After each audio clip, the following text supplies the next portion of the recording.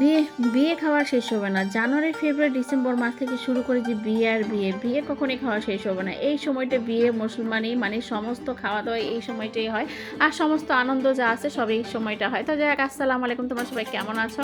আশা করি সবাই ভালো আছো। তো এই যে দেখো আমি সাজগোজ করে রেডি হয়ে গিয়েছি যাবো বিয়েবাড়িতে। আমি মেকআপটা কিন্তু নিজেই করেছি। তোমরা যদি কেউ আমার মেকআপ ভিডিওটা দেখতে চাও অবশ্যই ম্যাজিক টাচ বা আকলিমা ফেসবুক পেজ থেকে ঘুরে আসবে। তোমরা তাহলে আমার মেকআপ ভিডিওটা দেখতে পারবে। তারপর এই তো শুরু করে দিলাম যেটা কিনা এইটা কিন্তু হলো একটা কমেডি সেন্টার। আমরা সব রেডি হয়ে আমার বাবার বাড়ি থেকে আমি বিগত আমি আমার শ্বশুরবাড়ি থেকে রেডি হয়ে কিন্তু বাবার বাড়িতে আসছি। বাবার বাড়ি থেকে আমি এখন চলে আসলাম কমিউনিটি সেন্টারে। এখানে কিন্তু বিয়ের মৌসুম চলছে। মানে এখানে তোমার এখন হলুদের অনুষ্ঠান চলছে। এটা হলো আমার ফুফাতো ভাইয়ের ছেলের বিয়ে। তো ওদেরকে ছোটকালে আমি অনেক আদর করেছিলাম। তো সেখান থেকে শুরুয়াত হয়েছে। তো আমরা কিন্তু চলে আসছি সেই কমিউনিটি সেন্টারে। এই যে একটা দেখেছো বেগুনি কালার লেহেঙ্গা পরছি, এটা কিন্তু একটা ভাস্তি হয়। মানে আমার গোষ্ঠীটা কিন্তু অনেক বড়। কিন্তু ছোট, ছোট বাচ্চারা যখন বড় হয়ে যায় না তাদেরকে দেখতে কিন্তু একটু অন্যরকম লাগে। তো যাই হোক আমি সিঁড়ি দিয়ে উপরে উঠলাম। ওঠার স্পেসটা তোমরা দেখতে পাচ্ছ, দেখো কত রকম গর্তর মধ্যে মনে হচ্ছে। তো কমিউনিটি সেন্টারটা আসলে এটা মনে হয় পুরো একটা কাঠের মতো। যখন মানুষ দাঁড়ায় তখন ইচ্ছা মতো নড়চড় নড়চড় করতেই থাকে। আমি খুবই ভয় পেয়েছিলাম যে কখন যেন আমার মাথা ভেঙে পড়ে যায়। তো আমি সবাইকে দেখতেছিলাম আর ভাবতেছিলাম যে আসলে পরিচিত কেউ মুখ মানে পরিচিত মুখগুলা কার কে পরিচিত মুখগুলো আমার সামনে আছে সবগুলাকে আমি একটু দেখি। তো আমি সবাইকে একটু দেখলাম পরিচিত মুখগুলো। তো দেখার পরে এখানে আমার ভাইয়ের বউ ছিল, ভাস্তি ছিল। তো ওই তো দেখতেই পাচ্ছেন আমার পুচকা ছোট্ট বাচ্চাটা আমার ভাতিজার কোলে বসে আছে। আর সবাইকে বলছি তোমরা দুষ্টুমি করবা না। সবাইকে একটু ভিডিওতে ক্যাপশনে রাখার চেষ্টা করতেছি। আর আত্মীয়স্বজন তেমন একটা মানুষ ছিল না, থাকলে কিন্তু হয়তো অনেকটাই ভরে যেত। আর হলুদে কিন্তু আসলে জমজমাট হয় মোটামুটি একটু মানে যদি বেশিরভাগ ছেলেরা থাকে। তারপর আমি চলে গেলাম আমার ভাই উঠে আমার পাশেরটা, কারণ আপনাদের ভাইয়া কিন্তু আসে নাই।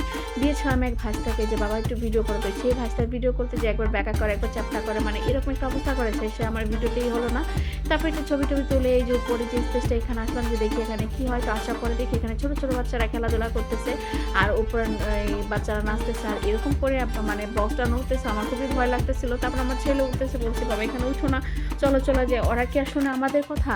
একটুও শোনে না। যে দেখেন বাচ্চারা এখানে বসে বসে তারা মজা করতেছে, তাদের আনন্দতে কিন্তু দ্বিগুণ হয়ে যেতেছে। কিন্তু আমার তো খুবই ভয় পেতেছে। তারপর যাই হলুদ টলুদ দিয়ে এখন যেটা করতে হবে খাওয়া দাওয়ার পালা। তো খাবার দাবার এখন সবাইকে দিয়ে ফেললো। এটা হলো বিরিয়ানি। আসলে খাবারটা কিন্তু অনেক মজা ছিল। দুঃখের বিষয় যে একবার নিতে পারবে সে কিন্তু বারবার নিতে পারবে না, কথা ছিল এটাই। আমরা প্রথম জানতাম না, কারণ সবাই খাবার নষ্ট করে দেখে নাকি একবারই দেয়। তো যাই হোক যে একবার দেখ দুইবার দেখ, খাবার একবার খেয়েছি মাশাআল্লাহ আলহামদুলিল্লাহ। খাবারটা কিন্তু অনেক মজা ছিল। আমার ছোট ছেলে একা একা খাচ্ছে, আমিও একা একা খাচ্ছি। আর মাশাআল্লাহ কিন্তু একা একা খায় না, কিন্তু বিয়ে বাড়িতে গেলে সেই কাজটা করে। আর এটা হলো আমার ছোট চাচাতো ভাইয়ের বউ। তো সে তার বাচ্চাকে খাওয়াচ্ছে। সে বাচ্চাটা মাশাআল্লাহ লক্ষ্মী, এত লক্ষ্মী বাচ্চা হয় আমি ভাবতেই পাই না, মানে কোন রকম যন্ত্রণা দেয় না আমাকে। আর আমার ছেলেরা তো জানেনই যে আমাকে প্যারা দেয়। এই তো এখানে ফটোশুট চলছে, ছেলেরা খুবই আনন্দ করতেছে।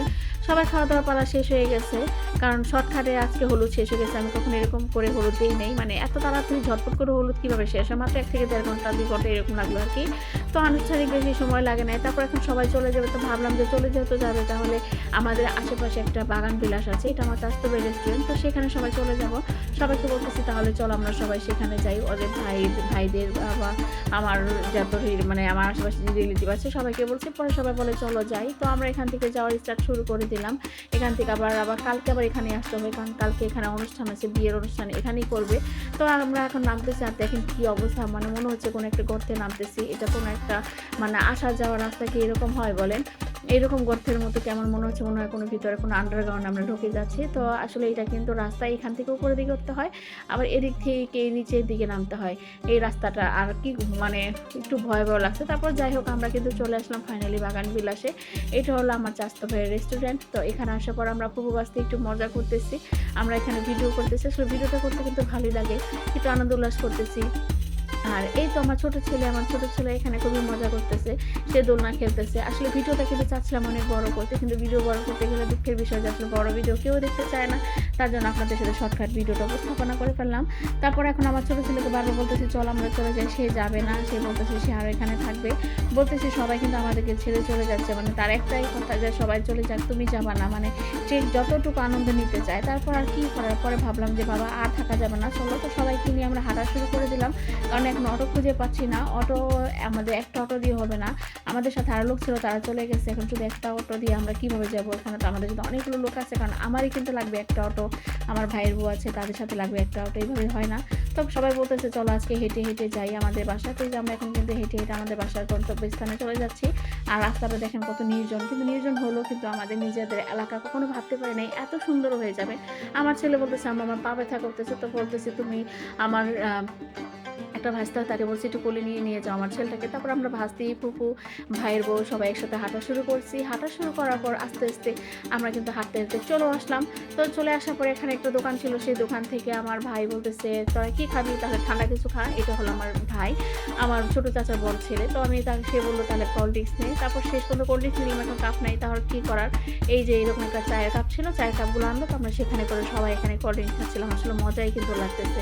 এরকম দিনগুলো কিন্তু মিস করা যায় না। আর এরকম দিনগুলো কিন্তু বারবার আসেও না। এই দিনগুলো খুবই, খুবই ফিল করি আমি। আমি যতবার ভিডিওগুলো দেখব ততবারই আমার সবার কথা মনে পড়বে। আর এই দিনগুলোই আমি ক্যাপশনে রেখে দিই। আমি যা পারি সবই আপনাদের সাথে শেয়ার করি। আমাদের ভিডিওগুলো কেমন লাগে অবশ্যই আমাদেরকে জানাবেন। আমি ছোটখাটো ভিডিও আপনাদের সাথে শেয়ার করি। আমার ছেলে, আমার ফ্যামিলি, আমার লাইফস্টাইল সবই আপনাদের সাথে শেয়ার করার খুবই, খুবই চেষ্টা করি। আর আমার ভিডিওগুলো যদি ভালো লাগে প্লিজ, প্লিজ, প্লিজ একটা সাবস্ক্রাইব করে দিবেন। আজকের মতো এখানেই। সবাই ভালো থাকবেন। আল্লাহ হাফেজ।